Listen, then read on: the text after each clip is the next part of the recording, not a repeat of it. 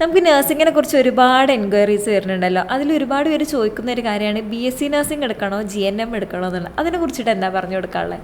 BSc nursing GNM തമ്മിലുള്ള വ്യത്യാസം ആദ്യം പറയാം. BSc നഴ്സിംഗ് ഒരു 4 ഇയർ പ്രൊഫഷണൽ ഡിഗ്രി കോഴ്സാണ്. GNM എന്ന് പറയുന്നത് നഴ്സിംഗിൻ്റെ ഒരു ഡിപ്ലോമ കോഴ്സാണ്. അത് 3 വർഷത്തെയാണ്. അപ്പം നമ്മുടെ നാട്ടിൽ സയൻസ് കഴിഞ്ഞവർക്കൊന്നും സയൻസ് കഴിഞ്ഞവർക്ക് മാത്രമേ BSc നഴ്സിംഗ് എടുക്കാൻ പറ്റുള്ളൂ. അത് കൊമേഴ്സ് ഹ്യൂമാനിറ്റീസ് ഒന്നും പഠിച്ചവർക്ക് നമുക്ക് പ്രൊഫഷണൽ ഡിഗ്രി ആയിട്ട് എടുക്കാൻ പറ്റത്തില്ല.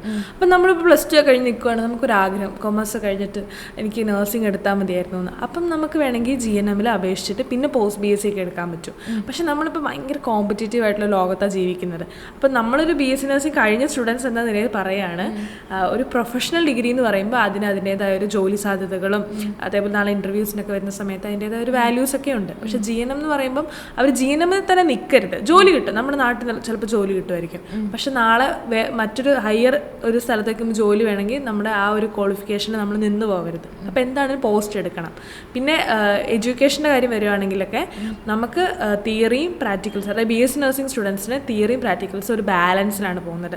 GNM സ്റ്റുഡൻസിന് അത്രയ്ക്ക് വാസ്റ്റ് ആയിട്ടുള്ളൊരു തിയറി ഏരിയ ഇല്ല, പക്ഷേ പ്രാക്ടിക്കൽ സൈഡ് അവർക്കുണ്ട്.